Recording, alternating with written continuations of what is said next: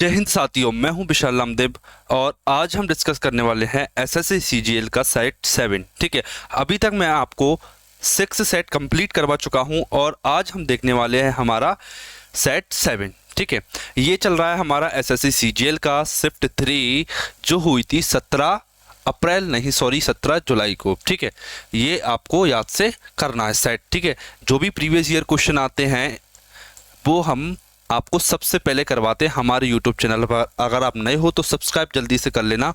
और आपको कुछ चीज़ें मैं इंपॉर्टेंट बता दूं, जो सेट मैं आपको करवा रहा हूं ये सेट हमारा 7th सेट है। ठीक है, दूसरी चीज़ मैं आपको बता दूं, इसमें हम जो अप्रोच अपनाएंगे वो सारी की सारी स्मार्ट अप्रोच का यूज़ करेंगे ताकि आप जल्दी से जल्दी क्वेश्चन को कर पाओ। Smart approach. दूसरी मेन चीज़ जो आप जब भी एसएससी का कोई भी एग्जाम दो, जो मेन चीज़ आपको फोकस करना है वो है क्या? Calculation technique. इस चीज को आपको मेन चीज सबसे ज्यादा फोकस करना है ताकि आप कम से कम समय में आप अच्छा परफॉर्म कर पाओ। और सबसे मेन चीज जो आपके लिए फायदेमंद है वो है पीडीएफ। अगर आप इसकी पीडीएफ चाहते हो, खुद रिवाइज करना चाहते हो, आप रिवीजन करना चाहते हो घर पे, तो आप इजीली इस पीडीएफ को ले लेना। इसमें हैंड रिटन नोट्स मिलेंगे, लिखा हुआ मिलेगा, तो आप आसानी से इस सेट को रिवाइज कर पाओगे। ठीक है, तो बिना टाइम गवाते हुए हम बढ़ते हैं हमारे क्वेश्चन नंबर फर्स्ट की तरफ। ठीक, ये खुद पहले आप करके बताओगे, फिर मैं इसे करके बताऊंगा आपको।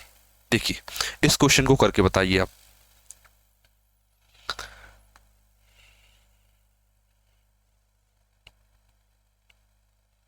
देखिए क्वेश्चन करके देखिए करके बताते हैं आपको। क्वेश्चन कह रहा है कि a cot theta plus b cosec theta equal p, v cot theta plus a cosec theta equal q। तो p square minus Q square बताना। देखना, समझना। सबसे पहले तो मैं p square minus Q square की फॉर्म लिख देता हूँ। ये फॉर्म लिख दिया मैंने, p square minus Q square की वैल्यू रख देता हूँ। ठीक, a cot theta plus v cosec theta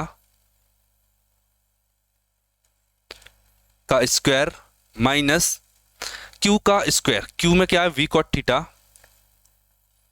V cot theta plus A cosec theta, A cosec theta का whole square. A square minus B square करना है मुझे। ठीक है, ये A cot theta plus B cosec theta का square, V cot theta minus plus में A cosec theta का होल स्क्वायर। ठीक है, इसे आपको करके देखना। एक चीज मैं आपको बताता हूं, सिंपल शब्दों में समझना। ए प्लस बी का होल स्क्वायर होता है क्या? Plus 2ab।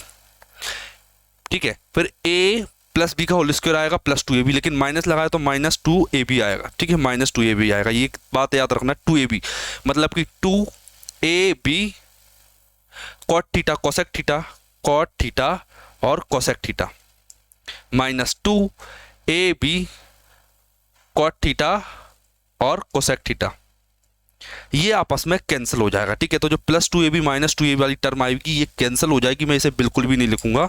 ठीक है, तो बस आपको ये बात याद रखना है कि इसमें जो प्लस 2ab और प्लस 2ab इधर बनेगा, दोनों में वो कैंसिल हो जाएगा। अब क्या बचा? अब बचा इसका स्क्वायर। मैंने इसका स्क्वायर किया, माइनस मैं किसका स्क्वायर करूंगा? इसका स्क्वायर। देखिए, इसमें ए स्क्वायर कॉट स्क्वायर थीटा आएगा, इसमें भी ए स्क्वायर कोसेक स्क्वायर थीटा आएगा। तो ए स्क्वायर मैंने बाहर ले लिया, तो क्या बचा? Cot square theta minus cosec square theta, cot square theta minus cosec square theta. अब याद रखना। ठीक है, सेम मैं इसके साथ करूंगा, V square cosec square theta minus B square cot square theta. तो मैंने ये लिया, बी स्क्वायर प्लस का आएगा। ठीक है, बी स्क्वायर कॉमन ले लिया मैंने, क्या बचा? Cosec square theta minus cot square theta, cosec square theta minus cot square theta. अब आप एक बात जानते हो, इसकी वैल्यू होती है 1। Cosec square theta minus cot square theta की वैल्यू क्या होती है? 1। Cot square theta minus cosec square theta की वैल्यू होती है माइनस की 1। ठीक है, तो माइनस का ए स्क्वायर प्लस का बी स्क्वायर प्लस का बी स्क्वायर माइनस का ए स्क्वायर, मतलब मेरा बी स्क्वायर माइनस का ए स्क्वायर मेरा करेक्ट आंसर हो जाता है। ऑप्शन नंबर सी मेरा करेक्ट हो जाता है। एक बार क्वेश्चन को देखिए, बहुत शानदार क्वेश्चन था ये। ठीक है, इसमें एल्जेब्रिक आइडेंटिटी का यूज हुआ है, एल्जेब्रिक आइडेंटिटी का।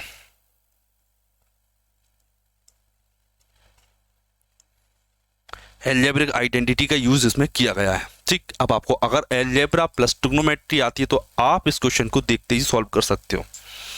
एक बार देखिए क्वेश्चन को, कोशिश कीजिए करने की खुद से। ठीक है, अगले क्वेश्चन की तरफ बढ़ते हैं। बिल्कुल सिंपल क्वेश्चन, अभी तक का सबसे सिंपल क्वेश्चन देखिए। a plus B plus C का whole square minus A square minus B square minus C square. देखिए अगर मैं इसको ओपन करूंगा तो क्या आएगा, A square plus V square plus C square plus 2ab plus B C plus C A. लेकिन क्या ये सारे क्या दे रखे हैं माइनस में, तो ये कैंसिल हो जाएंगे इससे, तो क्या बचा 2ab बी सी सी ए, मतलब कि ऑप्शन नंबर बी मेरा करेक्ट हो जाता है। बिल्कुल सिंपल क्वेश्चन था ये, बिल्कुल वन लाइनर। अगले क्वेश्चन की तरफ बढ़ते हैं हम। देखना ये एक शानदार क्वेश्चन है, प्रॉफिट एंड लॉस का एक अच्छे लेवल का क्वेश्चन है ये। इसे देखिए एक बार क्या कह रहा है ये, एक बार ट्राई कीजिए खुद से करने की।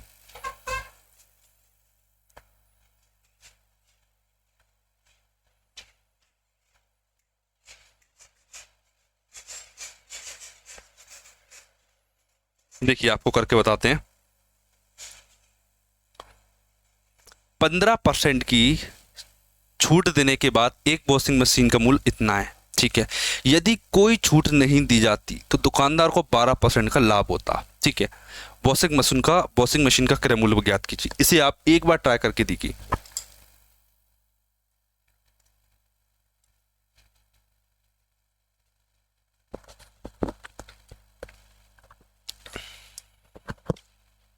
देखिए इस क्वेश्चन को अगर देखें, 15% की छूट मतलब कि 15% की फ्रैक्शन वैल्यू कितनी होती है, 15% की फ्रैक्शन वैल्यू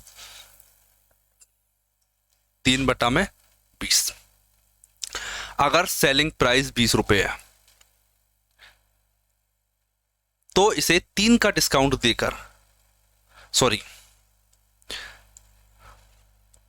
मार्केट प्राइस, अगर ये 20 रुपए है, समझना अगर ये 20 रुपए है तो इस पर सेलिंग प्राइस पर बेचा जा रहा है, 3 का डिस्काउंट देगा, 3 का डिस्काउंट दूंगा तो मैं 17, मतलब कि अभी 17 पर बेचा जा रहा है, सेलिंग प्राइस पर बेचा जा रहा है 17 पर। कितने पर बेचा जा रहा है, 29,750 पर,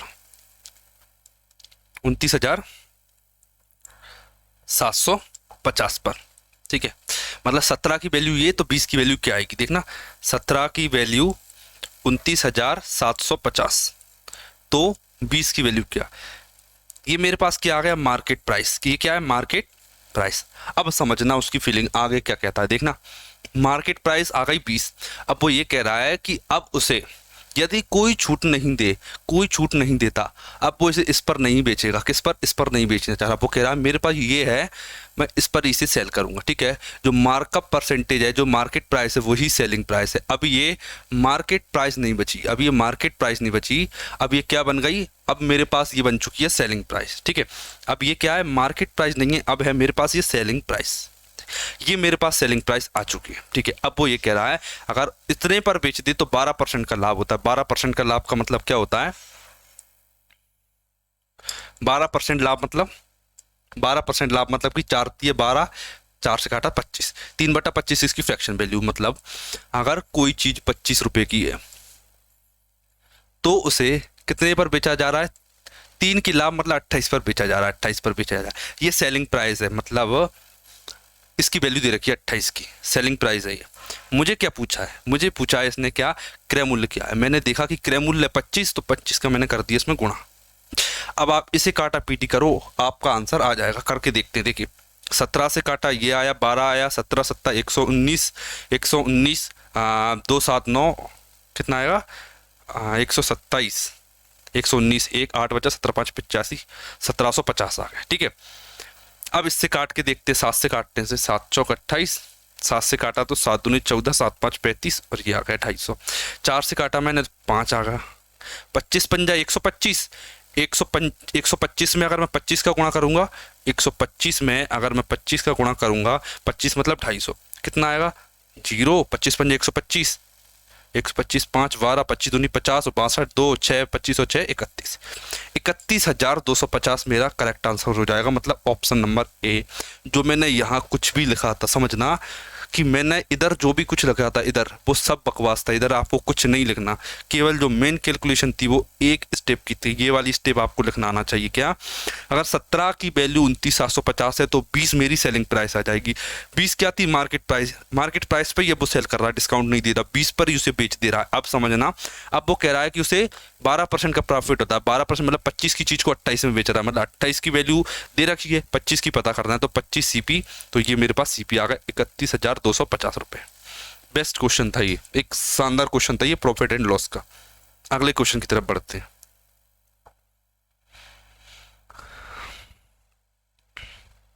देखिए क्या कह रहा है, प्रतिमा और दीक्षा एक टाइपिंग कार्य को क्रम से 10 घंटे और 15 घंटे 10 घंटे और 15 घंटे में अलग अलग पूरा करते हैं।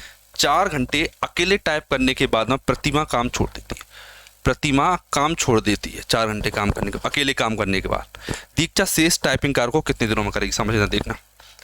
प्रतिमा और दीक्षा, ये है प्रतिमा और ये है दीक्षा। प्रतिमा की एफिशिएंसी 10 घंटे, दीक्षा की 15। मान लिया कि टोटल वर्क 30 है, 10 तिया 30, 15 दूनी 30। प्रतिमा की एफिशिएंसी 3, दीक्षा की एफिशिएंसी 2। प्रतिमा काम छोड़ देती है 4 घंटे करने के बाद, 4 घंटे करेगी। प्रतिमा का 4 घंटे का कार कितना हुआ, 12 कार, ठीक है। मतलब प्रतिमा 12 यूनिट काम कर चुकी है, 12 यूनिट माइनस कर लेता हूँ, कितना बचा, 18। कितना काम बचा, ये 18। अब ये 18 काम कौन करेगा, दीक्षा शेष टाइपिंग कार्य को करती है, दीक्षा करेगी। अब दीक्षा कितनी एफिशिएंसीज करती है, 2 से, 2 से काटा मैंने 18, 9 घंटे में, सॉरी 9 हार में दीक्षा बचे हुए काम को कर लेगी। ऑप्शन नंबर सी मेरा करेक्ट आंसर हो जाता है। एक बार क्वेश्चन को समझ लिए, क्या आपको कोई दिक्कत है लैंग्वेज से लेकर क्वेश्चन करने के तरीके में। देखिए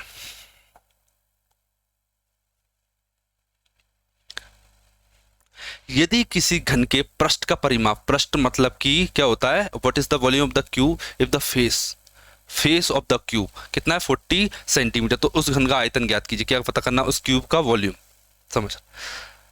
अब देखना,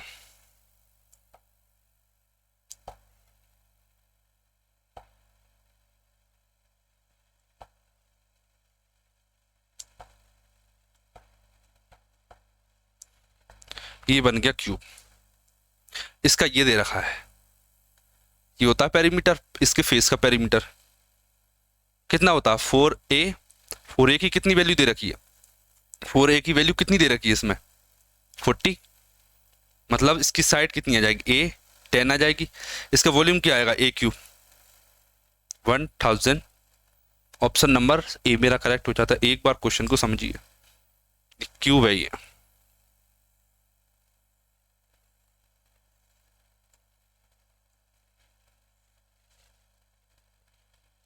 देखिए एक बार क्वेश्चन समझ में आया आपको, ठीक। अगले क्वेश्चन की तरफ बढ़ता हूं मैं।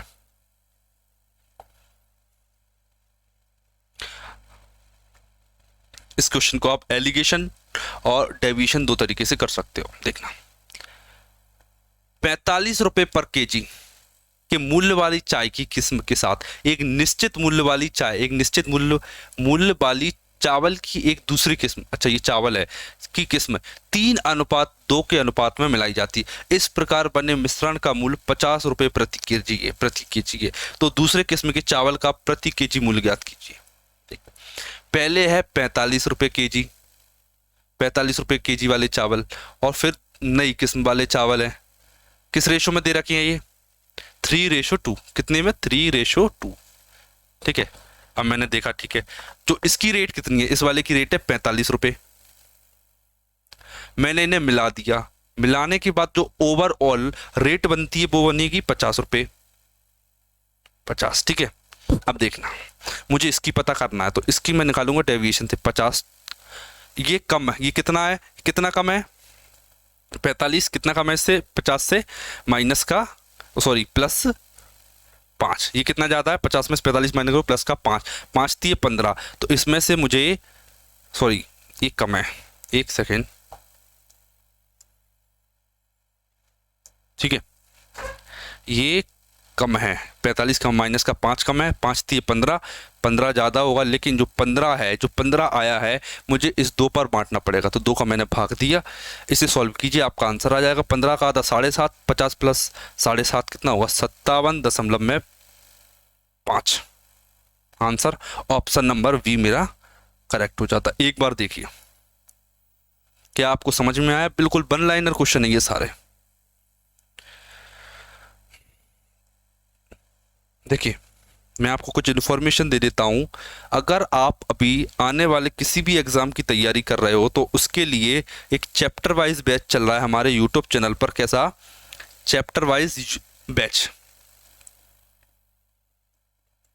चैप्टर वाइज बैच चल रहा है, उसमें आपको प्रॉफिट एंड लॉस कंप्लीट करा दिया है मैंने। क्या प्रॉफिट एंड लॉस कंप्लीट करा दिया, और नेक्स्ट चैप्टर भी स्टार्ट कर दिया है, परसेंटेज चैप्टर स्टार्ट कर दिया है। उसमें सारे के सारे आपको प्रीवियस ईयर क्वेश्चन कराया जा रहा है, प्रीवियस ईयर क्वेश्चन। तो उस बैच से जुड़ना मत भूलना, अगर आप किसी भी एग्जाम की आगे तैयारी कर रहे हो, सारे प्रीवियस ईयर क्वेश्चन है।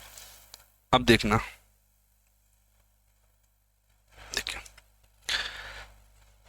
क्वेश्चन को पढ़िए एक बार क्या कह रहा है।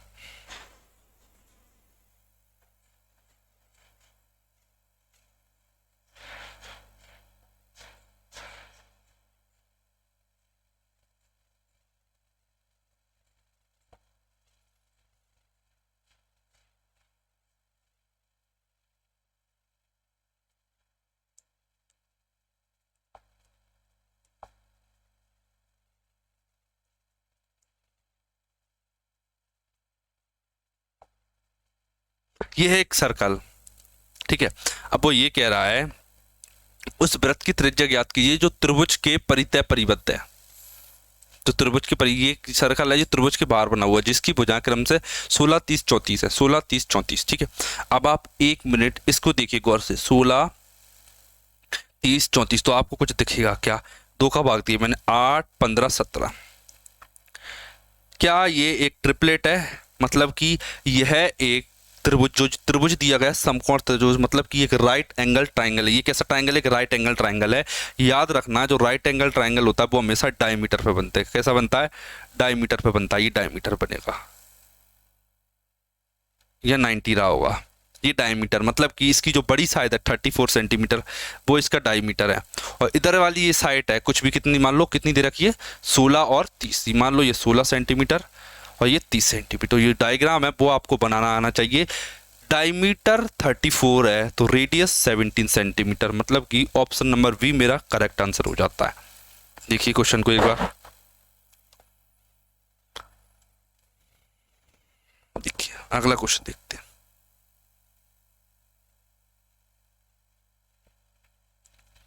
वो मेरे से कह रहा है कि निम्नलिखित में से कितनी संख्या 132 से, देखना नॉर्मल अभी तक इसने डिविजिबिलिटी के क्वेश्चन पूछता है कि इनमें से कौन सा नंबर से डिविजिबल है। अब की बार उसने एक नंबर दिया और बहुत सारे नंबर दे दिए, कितने नंबर डिविजिबल है आपको चेक करना है। देखना 132 किससे मिलके बना है? मैंने देखा कि 132 में 11 का भाग जाता है, 11 का भाग दिया तो 12 आया, मतलब 3 गुणा 4। देखिए 11, 3, 4 की डिविजिबिलिटी जिस क्वेश्चन में लग जाए वो इसका आंसर होगा। कितनी संख्या है ऐसा देखा, चलो मैं इस पर लेते हैं, इस पर अप्लाई करते हैं। 11 की डिविजिबिलिटी, 11 डिविजिबल है 3, 6 और 4 डिजिट सम 3 से डिविजिबल है, बिल्कुल है। 4 लास्ट के 2 डिजिट 60, 60 6 से मतलब 4 से डिविजिबल है। 11 की डिविजिबिलिटी ये कहती है कि अल्टरनेट पेयर को ऐड करके डिफरेंस लो, अगर सम मतलब जो डिफरेंस आ रहा है वो 11 से डिविजिबल है तो नंबर 11 से डिविजिबल होगा। 3 की डिविजिबिलिटी ये कहती है कि अगर नंबर के अंकों को जोड़ने पर मतलब डिजिट सेम 3 से डिविजिबल है तो संख्या भी 3 से डिविजिबल होगी। 4 की डिविजिबिलिटी ये कहती है कि लास्ट के 2 डिजिट अगर 4 से डिविजिबल है तो संख्या भी 4 से डिविजिबल होगी। ये संख्या है इससे डिविजिबल, क्योंकि 11, 3, 4 से डिवाइड हो रही। ये वाली संख्या 4 से डिविजिबल नहीं है। देखो 4 एकम 4, ये नहीं है 4 से डिविजिबल, तो ये किसी से इससे डिविजिबल नहीं होगी। अब मैं इसके पास आया, ये 4 से डिविजिबल है, चारों तो चाहिए 3 से भी डिविजिबल है। 9, 9 और 4 13, 13 में दोगे 11, तो ये संख्या 11 से भी डिविजिबल है। ये संख्या आंसर हो गया। मैंने ये देखा 4 से डिविजिबल है, बिल्कुल डिविजिबल है। 3 से है, 5 और 2 7 और 4 11 और 1 12, 12 3 से डिविजिबल है। 4 से डिविजिबल है, 11 से है कि 5 और 1 6, 4 और 2 6 है, मतलब कि ये वाली संख्या भी डिविजिबल है मेरी। ये भी मेरा आंसर है। इस पे आया मैं, देखो ये 4 से डिविजिबल नहीं है, ये 4 से है और 8 और 1 9 3 से भी है, 4 से 11 से है, 11 से भी है, ये भी ऑप्शन हो गया। इसके पास आया मैं, ये 4 से नहीं है, ये भी 4 से नहीं है, तो ये भी नहीं हो सकता, ये भी नहीं हो सकता। 1 2 3 4 ऑप्शन नंबर 4 मेरा करेक्ट हो जाता है। क्वेश्चन को देखिए, समझिए, क्या आपको एक एक स्टेप क्लियर है? ठीक, अगले क्वेश्चन की तरफ बढ़ते हैं।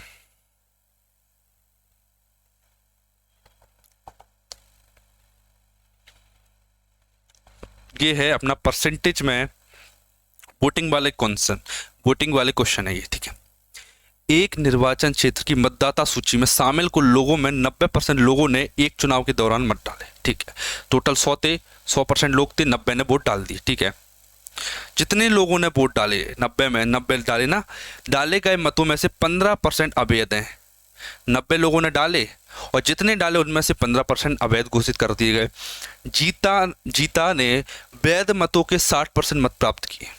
यदि जीता ने 91,800 वैध मत प्राप्त किए तो मतदाता सूची में कुल कितने लोग शामिल है, समझना।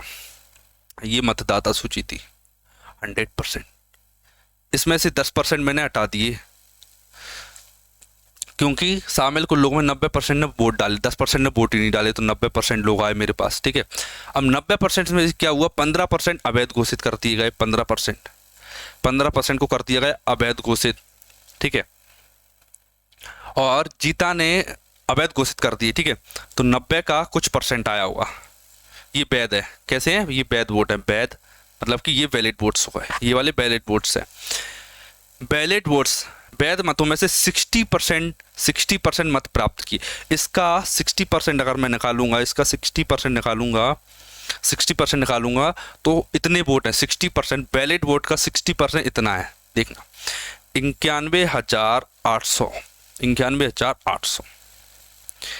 ये 60% मतलब 3/5, मतलब कि ये 3 वोट हैं, 3 वोट। ये टोटल वोट कितने हैं, वैलिड वोट कितने हैं, 5। ये मैंने मान लिया वैलिड वोट हुआ है, ठीक है। मतलब 3 वोट टोटल थे, 3 वोट इसे मिले वैध और 5 वैलिड वोट आ गए, ठीक है। अब मैं देखता हूं क्या ये मेरे पास क्या आ गए, वैलिड वोट्स। ये क्या है, वैलिड वोट्स हैं कि इतने मेरे पास वैलिड वोट्स आ गए, ठीक है। अब मुझे क्या करना है, अब देखना, चुनाव डाले गए मतों में 15% अवैध घोषित कर दिए। देखो 15% का मतलब क्या होता है, 15% मतलब 3/20, ठीक है। अगर 20 लोगों ने वोट डाले, कितने, अगर 20 लोगों ने वोट डाले हैं, 20 लोगों ने, तो 3 अवैध कर दिए गए, मतलब कि 17 वैध वोट हैं, 17 वैलिड वोट्स हैं। कितने वैलिड वोट्स, कितने हैं, 17 वैलिड वोट्स, कितने 17। और टोटल वोट्स ये जो यहाँ जो डले हैं वो कितने हैं, 20, ठीक है। मैं यहाँ तक आ गया, यहाँ तक पहुँच गया, यहाँ पे आ गया मैं। लोग कितने वोट डाले, अब देखना, आपको ये पूछ रहा है कि मतदाता सूची में कुल कितने लोग थे। देखो 90% लोगों ने वोट डाले, कितने 90%, मतलब 9 लोगों ने वोट डाले हैं, और मेरे से पूछ रहा है लोग कितने थे, लोग थे 10। तो इसको कंप्लीट सक्सेस पोर्शन को आपको सॉल्व करना है, आपका आंसर आ जाएगा। करते हैं, देखना, 17 से काटा, 17 चौक 17 5 85, 6 बच्चा, 17 चौक 5400 आ गया, ठीक है। 9 तिया 27, 27 से काटा तो 200 आ गया, ठीक है। अब देखना 200 गुणा 5 1000, 1000 गुणा 2000 20,000, 20,000 गुणा 10, 2 lakh vote. Option number D मेरा करेक्ट हो जाता है। एक बार क्वेश्चन को आप समझ लीजिए अच्छे से, क्या कह रहा है क्वेश्चन, आपको एक बार मैं भी समझा देता हूं, ठीक है। एक बार और कोशिश करते हैं इसे समझने की फिर से, ठीक है। एक बार मैं आपको फिर से कोशिश करता हूं इसे समझाने की। वैसे आपको समझ में आ गया होगा, लेकिन फिर से मैं आपको कोशिश करता हूं, एक बार और कोशिश करते समझाने की, ठीक है। अब की बार उल्टा चल के बताता हूं मैं आपको, कितना उल्टा जाके बताता हूं। उल्टा देखिए, उल्टा जाते हैं, देखना 91,900 वोट्स थे, 91,800 वोट थे, जो कि 60% के इक्वल है वैलिड वोट्स के। कितने वैलिड वोट्स के, वैलिड वोट्स के 60%, 60% मतलब 3/5 कितना है, 91,800, ठीक है। मैं इसे उल्टा कर देता हूँ, उधर जाके ये 5/3 हो जाएगा, ये 5/3 हो जाएगा इधर से, ठीक है। तो मेरे पास वैलिड वोट कितने आ गए, 5/3। अब समझना, ये जो वैलिड वोट है ये आए कहाँ से, समझना, ये जो वैलिड वोट है ये कहाँ से आए, ये वैलिड वोट्स आए हुए हैं मेरे 60%, तो अब 60% प्राप्त किए, 15% अवैध से आए। 15% अवैध का मतलब ये होता है 3/20, मतलब अगर टोटल 20 वोट्स डाले गए थे, कितने, अगर टोटल 20 वोट डाले गए थे तो 3 अवैध घोषित कर दिए गए और 17 वोट वैलिड थे, 17 वोट वैलिड थे। मतलब इसमें फिर से आपको मल्टीप्लाई करना पड़ेगा किसका, एक सेकेंड,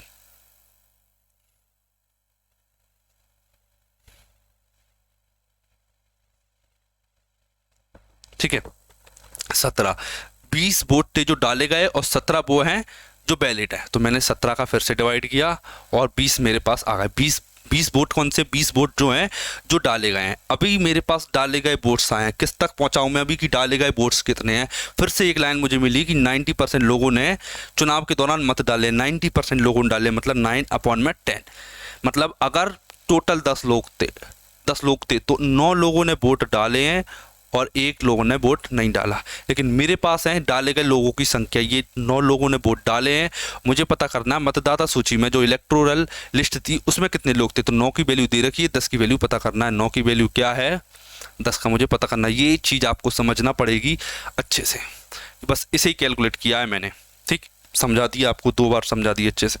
अब अगले क्वेश्चन की तरफ बढ़ता हूँ मैं।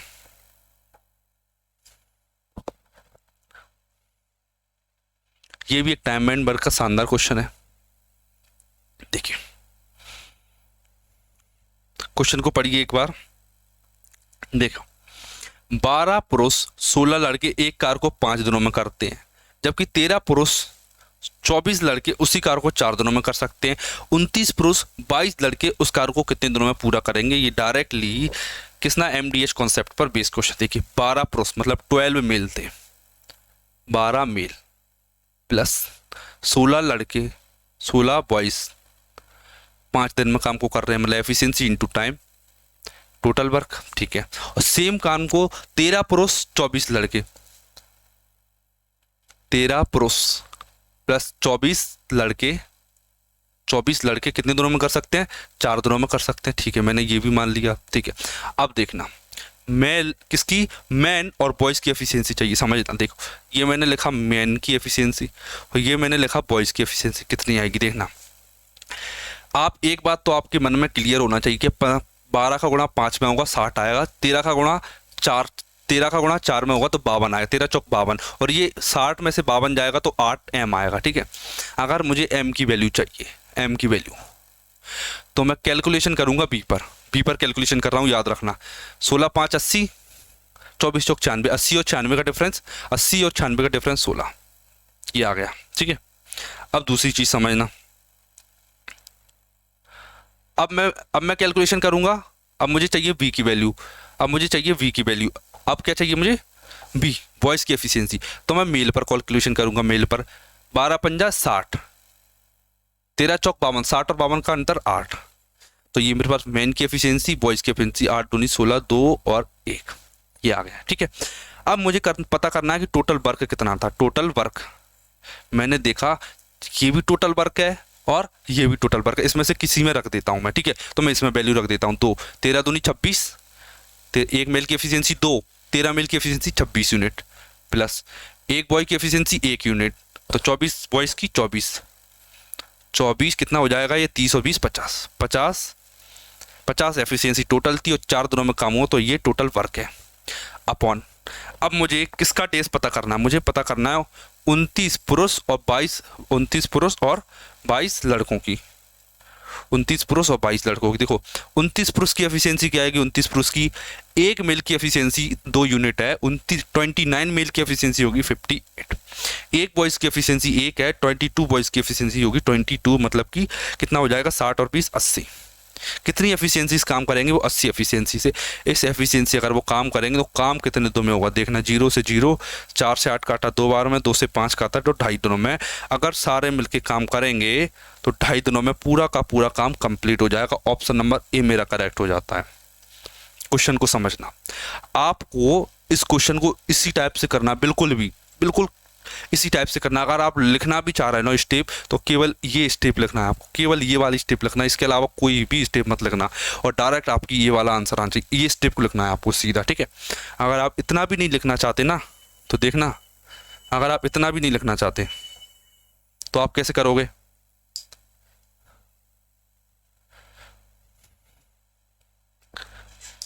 देखना, मुझे चाहिए, मुझे पता चल गया इसमें दो लोग हैं, एक है मेल, एक है मैन और एक है बॉयज़। ठीक है, मैंने बताया आपको जब भी मेन की एफिशिएंसी चाहिए तो बॉयज़ पर कैलकुलेशन करना है। बॉयज़ कितने हैं? 16 बॉयज़, 5 दोनों 16, 5 80, कितना? 16 5 80, 80 24 चौक 96, 80 और 96 का डिफरेंस 16।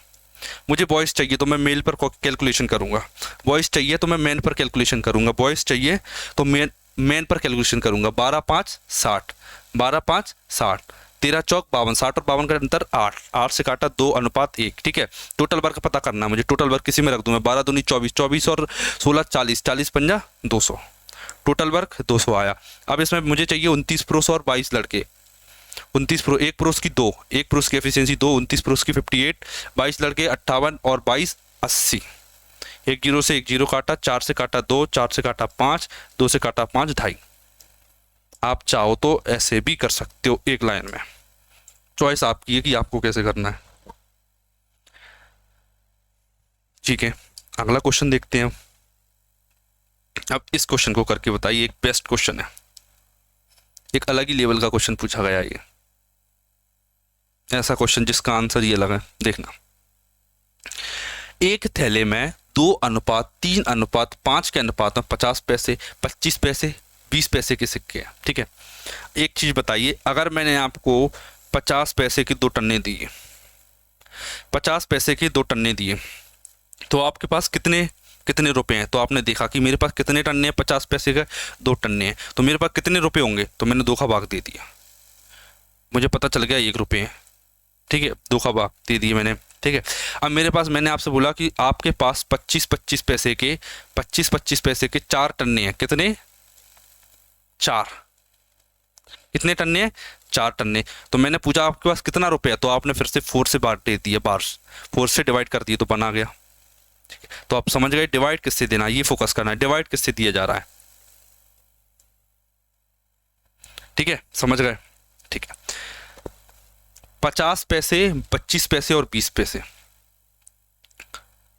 50 पैसे, 20 पैसे, 50, 25 और 20, सॉरी,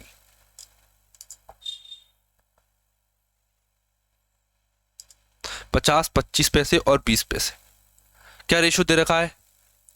2:3:5, 2:3:5। देखिए, ये जो रेशो दे रखा है ये नंबर ऑफ कॉइन का रेशो, नंबर ऑफ कॉइन, कितने कॉइन है आपके पास। ठीक है, लेकिन कॉइन को मुझे रुपयों में चेंज करना, कॉइन को रुपयों में चेंज करना, क्या करूँगा? 50 पैसे के 2 सिक्के होंगे, 2 का भाग दे दो तो मेरे पास रुपये आ जाएंगे। 25 पैसे के अगर 4 सिक्के होंगे तो मेरे पास 1 रुपया बनेगा। 20 पैसे के अगर मेरे पास 5 सिक्के होंगे तो मेरे पास 1 रुपया बनेगा। ठीक है, मैंने देखा 2, 4 और 5 का रेशो, 2, 4 और 5 का एलसीएम 20 होता है, मैंने 20 से मल्टीप्लाई कर दी। 2 का डिवाइड किया 10, 10 दूनी 20, 4 का भाग दिया, कितना आएगा? 4 से 5, 5 दिए 15, 5 चौक 20, 4 पंजा 20, ये आ गया 20, 15, 20। अब आप देखना, मतलब 25 पैसे के मेरे पास 20 यूनिट रुपए हैं, और इसके 15 रुपए और इसके 20 रुपए। अब वो क्या कह रहा है? सिक्कों से बनी धनराशियों के बीच 50 पैसे और 20 पैसे, 50 पैसे और 20 पैसे के सिक्कों में बनी धनराशियों के बीच का अंतर। देखना, 50 पैसे और 20 पैसे के बीच बनी धनराशियों के बीच का अंतर 0 रुपये है। चाहे मैं कुछ भी मल्टीप्लाई ऐड कर दूँ, अगर 0 का मल्टीप्लाई करूँगा तो मेरा आंसर 0 ही आएगा। ऑप्शन नंबर डी मेरा करेक्ट हो जाए। एक बार क्वेश्चन को देखिए, बताइए क्या आपको समझ में आया क्वेश्चन। ठीक है, अगर आपको वीडियो अच्छी लगी हो तो चैनल को सब्सक्राइब कर लेना, और अगर आप ऐसी ही वीडियो चाहते हो अगली वाली तो नोटिफिकेशन को ऑन कर लेना, ताकि आपको जब मैं नेक्स्ट वीडियो डालूं तो आपके पास इसकी नोटिफिकेशन याद से आ जाए। ठीक, मिलते हैं हमारी नेक्स्ट वीडियो में नए कॉन्सेप्ट के साथ और एक नए सेट के साथ में।